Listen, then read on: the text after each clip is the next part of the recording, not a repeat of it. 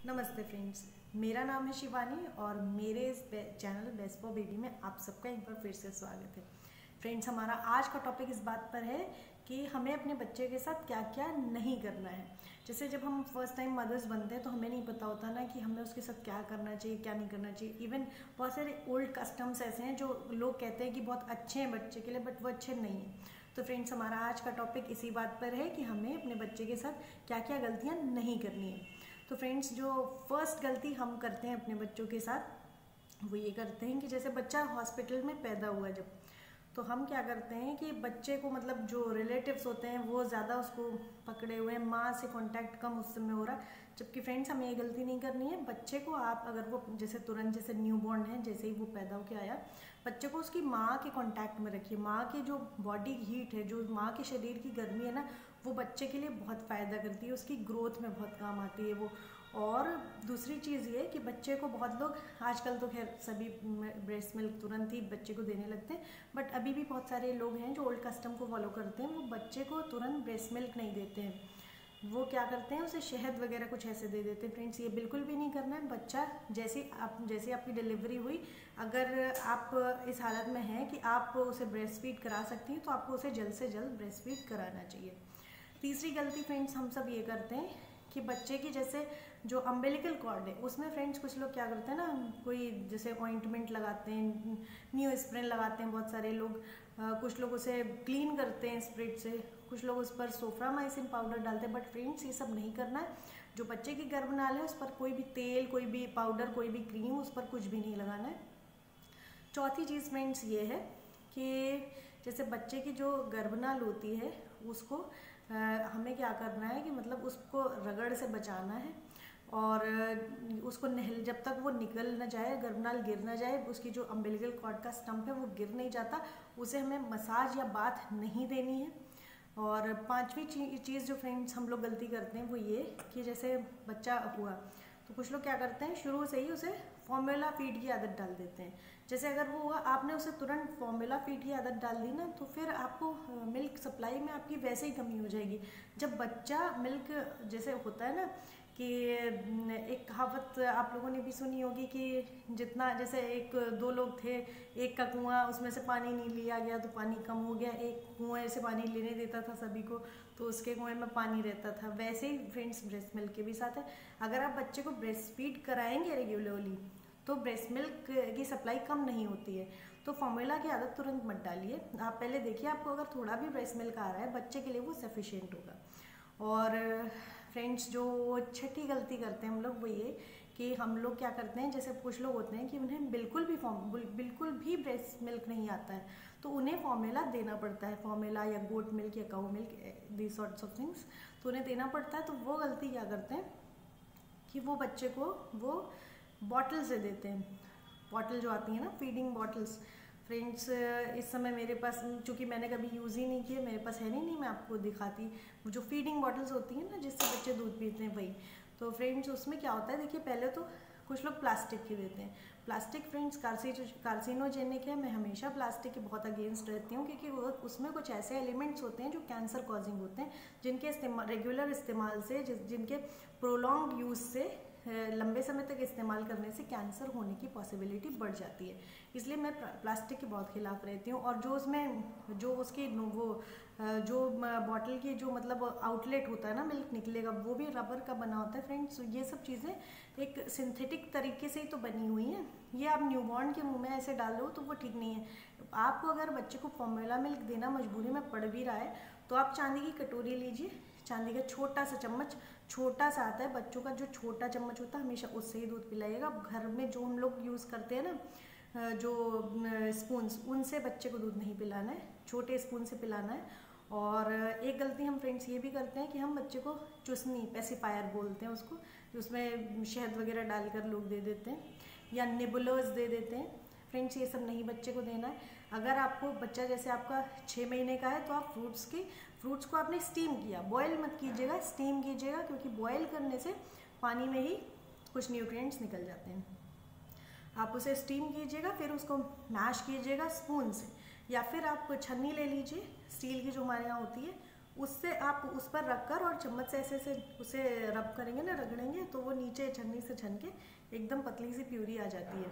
किसी ब्लेंडर की ज़रूरत नहीं पड़ती है। मैंने बच्चे को अपने ऐसे ही बना के प्यूरी दी है। ब्लेंडर है मेरे पास, बट मैं थोड़ा सा मैनुअल और हाथ से करे हुए काम को ज़्यादा अच्छा मानती हूँ। तो फ्रेंड्स, बच्चे को आप फल इस तरह से दीजिए, ना कि किसी निबलर में डालकर।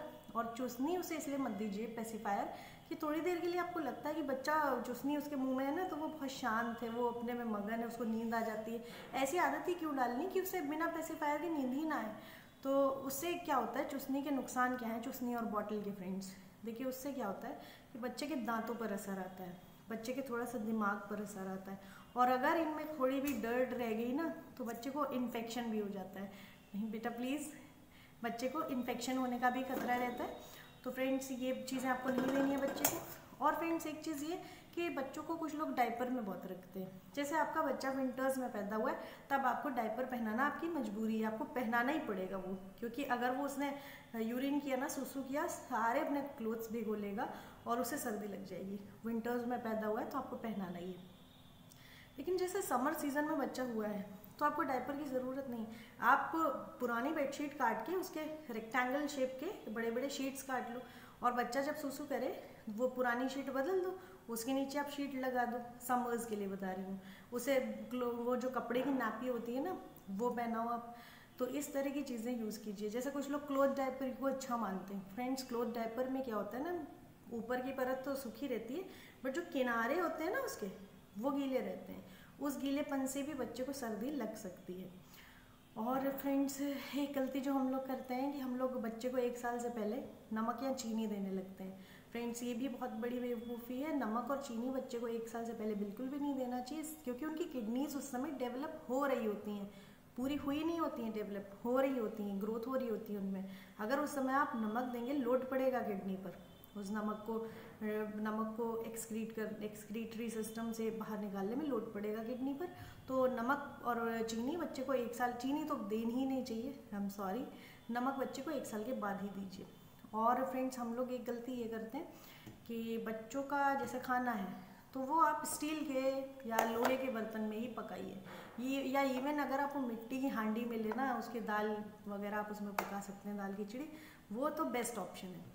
और फ्रेंड्स, हम लोग ये भी एक गलती करते हैं कि बच्चे के लिए हम लोग जैसे सिलिकॉन के जो स्पून्स होते हैं और प्लास्टिक की बहुत अच्छी अच्छी सी, मतलब बहुत डेकोरेटिव, बहुत ही अट्रैक्टिव प्लेट्स आती हैं, बोल्स आते हैं, ये देते हैं बच्चे को। फ्रेंड्स, आप बच्चे को, बेटा आप कर लीजिए जाकर, तो वो आपको नहीं देना है बच्चे को। स्टील या कांच या चांदी के बर्तन या तांबे के बर्तनों में ही खाना देना है। और फ्रेंड्स, हम लोग एक गलती ये करते हैं कि बच्चे को हम लोग, छोटा सा है लेकिन वॉकर पे डाल दिया उसे। वॉकर में बच्चे को आधे घंटे से ज़्यादा, आप आधे 1 घंटे से ज़्यादा मत रखिए, और क्योंकि उससे ना बच्चों के पैर पर बहुत ज़्यादा ज़ोर पड़ता है और उनके तलवों पर बहुत ज़्यादा ज़ोर पड़ता है। 6 महीने से पहले बच्चे को वॉकर में मत बिठाइए, और वॉकर में अगर बिठा भी रहे हैं 6 महीने बाद तो आधा घंटा सिर्फ। बस आप उसको ये मत बना लीजिए कि इसमें है तो शैतानी नहीं कर रहा है, ये गलत चीज़ है। बच्चा हमारा है तो हमें थोड़ी सी मेहनत उसके लिए करनी ही पड़ेगी। और एक गलती ये होती है फ्रेंड्स, 6 महीने का बच्चा हुआ नहीं कि उसे बैठाकर फ़ोटो लेने का मतलब लोगों को क्रेज़ होता है, ये गलती भी नहीं करनी। 6 महीने वेट हम कर सकते हैं। और फ्रेंड्स, हम लोग एक गलती ये करते हैं कि जैसे बच्चा है तो हम लोग, जैसे छोटा बच्चा है आपके यहाँ, और आप मच्छर जैसे सभी जगह बहुत सारे हैं, तो आपने अगर मस्कीटो रेपेलेंट चला दिए, जैसे कि वेपराइज़र आते हैं ना, Morton, good night, all out के, तो ये गलती आपको बिल्कुल भी नहीं करनी है। मैंने ये चीज़ें अपनी प्रेगनेंसी के टाइम से ही यूज़ करनी घर में, मतलब सभी के लिए बनते हैं, कोई भी ये सब यूज़ नहीं करता है अभी। हाँ, बहुत मुश्किल पड़ता है मच्छरों से बचना इसके बिना, उसके लिए आप मस्कीटो नेट यूज़ कीजिए, वो सबसे सेफेस्ट ऑप्शन है। और फ्रेंड्स, बच्चों को केमिकल फ्री रखिए, थोड़ा नेचर के करीब लाइए। छोटा बच्चा है, इसका ये नहीं मतलब कि आप उसे बिल्कुल बाहर नहीं ले जा सकते। आप अपनी बालकनी में, अपनी टेरेस पर, आप अपने गार्डन में घर के आप ले जा सकते हैं उसे।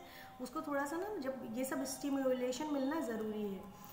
और फ्रेंड्स, यही था हमारा आज का वीडियो। मुझे लगता है मैं कुछ टॉपिक्स मिस कर रही हूँ, क्योंकि मैं स्क्रिप्ट नहीं लिखती हूँ उसकी।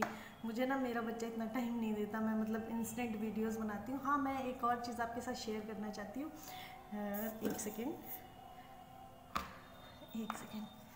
ये देखिए फ्रेंड्स, ये मैंने ये गाजर का पानी वाला अचार रखा है फर्स्ट टाइम, मतलब होप्स हो कि ये चल जाए। अगर आपको इसकी रेसिपी जाननी हो ना तो मुझे आप कमेंट कर सकते हैं। अब आप ये मत कहिएगा कि ये प्लास्टिक के डब्बे में क्यों है, मैं तो अगेंस्ट हूँ प्लास्टिक के। फ्रेंड्स ये प्लास्टिक के डब्बे में इसलिए है कि हमारे यहाँ पर मंकीज़ बहुत हैं, बंदर बहुत हैं, तो इसे छत पर रखना पड़ता है, टेरेस पर। तो अगर मैंने अपने पिछले वाले अचार को छत पर रखा था, वो कांच के ही बर्तमान में था, तो उसको कांच के मर्तमान में उठाकर फोड़ दिया था बंदरों ने। और बच्चा पिकल खाता नहीं है, अचार नहीं खाता है, तो इसको अभी जब तक धूप नहीं लग रही है तब तक रख दिया इसमें, फिर इसे ट्रांसफ़र कर लूँगी। और फ्रेंड्स दुआ करिए मेरी मेहनत सफल हो जाए, ख़राब ना हो ये। फ्रेंड्स ये था हमारा आज का टॉपिक। और अगर आपको किसी और टॉपिक पर कोई भी वीडियो चाहिए हो, कोई आपकी क्वेरी हो, कोई सजेशन हो हमारे चैनल के लिए, तो प्लीज़ फ्री फील करिएगा, आप कमेंट कीजिएगा और मुझे सब्सक्राइब ज़रूर कीजिए, लाइक ज़रूर कीजिए। छोटी सी यूट्यूबर हूँ, आपका सपोर्ट मुझे चाहिए ही चाहिए। और मिलते हैं अपने नेक्स्ट वीडियो में, और होप्स आप सभी काफ़ी अच्छे होंगे। नमस्ते।